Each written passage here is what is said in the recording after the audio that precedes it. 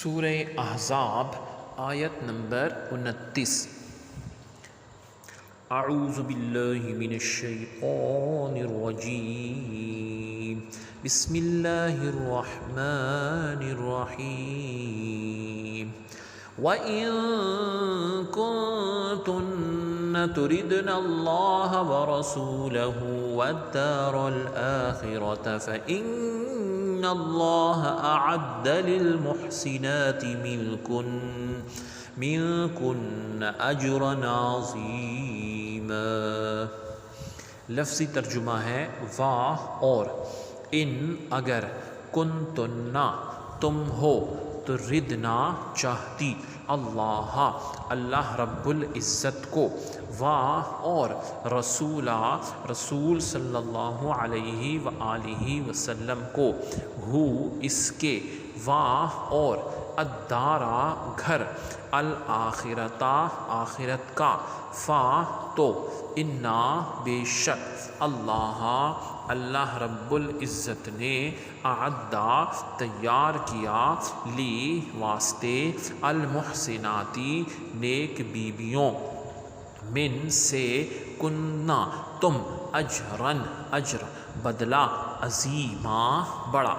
بامحاورہ ترجمہ ہے اور اگر تم اللہ اور اس کے رسول اور دار آخرت کے گھر کی طلبگار ہو تو بے شک اللہ نے تم میں نیکوکار یعنی نیکی کرنے والی بیبیوں کے لیے بہت بڑا اجر تیار فرما رکھا ہے۔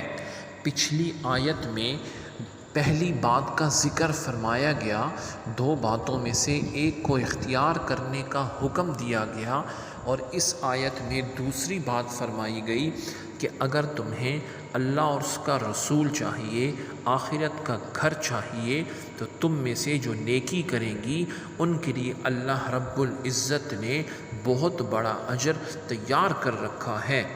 جب یہ آیات نازل ہوئیں تو نبی علیہ السلام نے سب سے پہلے حضرت عائشہ رضی اللہ عنہا کو یہ آیت سنا کر اختیار دیا اور فرمایا کہ جلدی نہ کرو اور اپنے والدین سے مشورہ کر کے جو رائے ہو اس پر عمل کرو۔ انہوں نے عرض کی کہ حضور اقدس صلی اللہ علیہ وآلہ وسلم کے معاملے میں مشورہ کیسا؟ میں اللہ تعالیٰ عز و جل اور اس کے رسول صلی اللہ علیہ وسلم کو اور آخرت کے گھر کو چاہتی ہوں۔ باقی ازواج مطہرات نے بھی یہی جواب دیا۔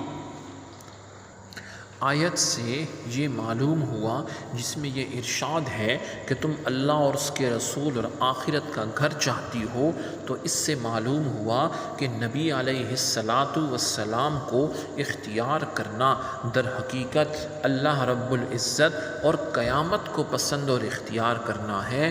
جسے نبی کریم صلی اللہ علیہ وسلم مل گئے اسے اللہ رب العزت اور ساری خدائی مل گئی، اور جو حضور صلی اللہ علیہ وآلہ وسلم سے دور ہوا وہ اللہ رب العزت سے دور ہوا۔